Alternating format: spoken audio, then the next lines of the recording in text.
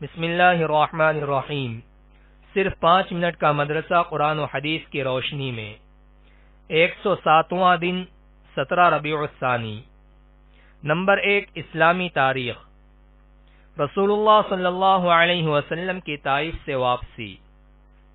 رسول اللہ صلی اللہ علیہ وسلم نے طائف جا کر وہاں کے سرداروں اور عام لوگوں کو دین حق کی دعوت دی، مگر وہاں کے لوگوں نے اسلام قبول کرنے کے بجائے رسول اللہ صلی اللہ علیہ وسلم کی سخت مخالفت کی، گالیاں دی، پتھروں سے مارا اور شہر سے باہر نکال دیا۔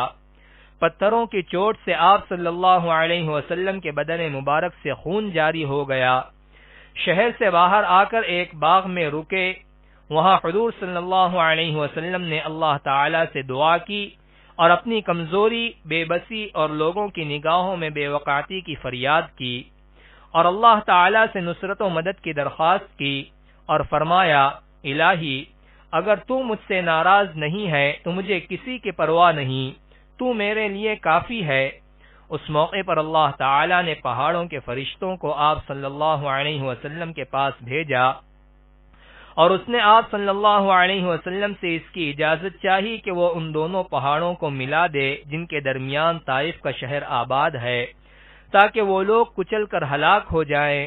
مگر حضور صلی اللہ علیہ وسلم کی رحیم و کریم ذات نے جواب دیا: مجھے امید ہے کہ ان کی اولاد میں سے ایسے لوگ پیدا ہوں گے جو ایک خدا کی عبادت کریں گے اور اس کے ساتھ کسی کو شریک نہیں ٹھہرائیں گے۔ حضور صلی اللہ علیہ وسلم کی اس دعا کا اثر تھا کہ محمد بن قاسم جیسے بہادر نوجوان طائف کے قبیلے بنی ثقیف میں پیدا ہوئے، جن کے ہاتھوں اللہ تعالی نے ہندوستان تک اسلام کو پہنچایا۔ نمبر 2، اللہ کی قدرت۔ ناک کے بال۔ اللہ تعالی نے ہر چھوٹی بڑی چیز کو حکمت و مصلحت کے ساتھ پیدا فرمایا ہے۔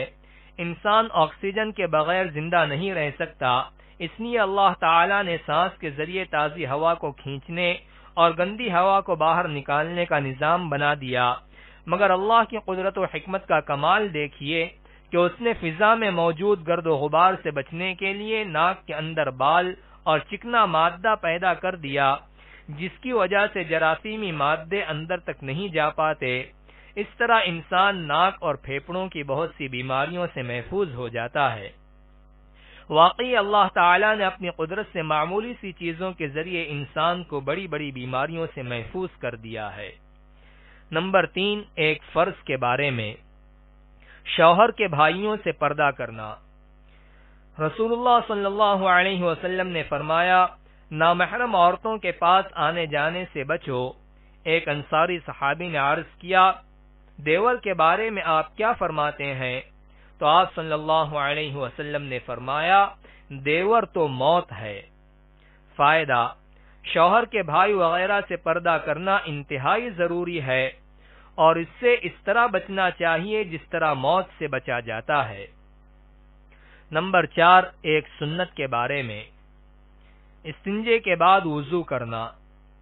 حضرت عائشہ رضی اللہ عنہا فرماتی ہیں کہ رسول اللہ صلی اللہ علیہ وسلم جب بیت الخلاء سے نکلتے تو وضو فرماتے۔ نمبر 5، ایک اہم عمل کی فضیلت۔ اگلی صف میں نماز ادا کرنا۔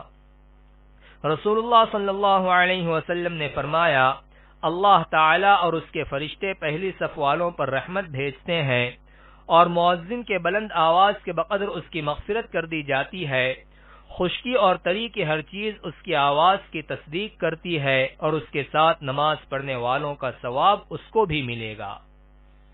نمبر 6، ایک گناہ کے بارے میں۔ نماز چھوڑنا۔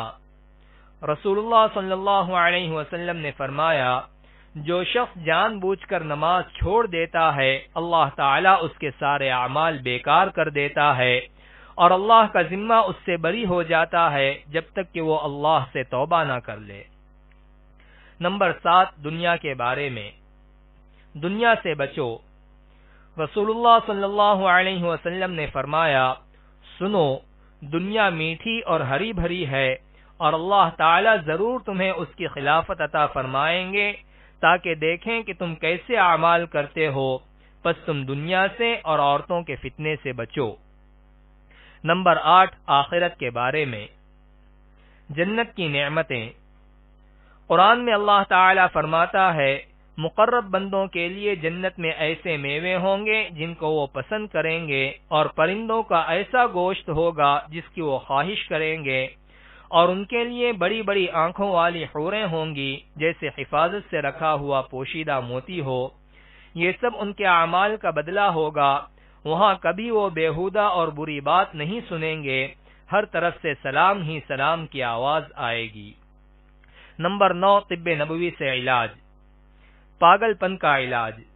رسول اللہ صلی اللہ علیہ وسلم نے فرمایا اجوا کھجور جنت کا پھل ہے اور جنون یعنی پاگل پن کا علاج ہے۔ نمبر 10، قرآن کی نصیحت۔ قرآن میں اللہ تعالی فرماتا ہے اے ایمان والو، سچی بات یہ ہے کہ شراب، جوا، بت اور فال کھولنے کے تیر یہ سب شیطان کے ناپاک کام ہیں، لہذا تم ان سے بچو تاکہ تم اپنے مقصد میں کامیاب ہو جاؤ۔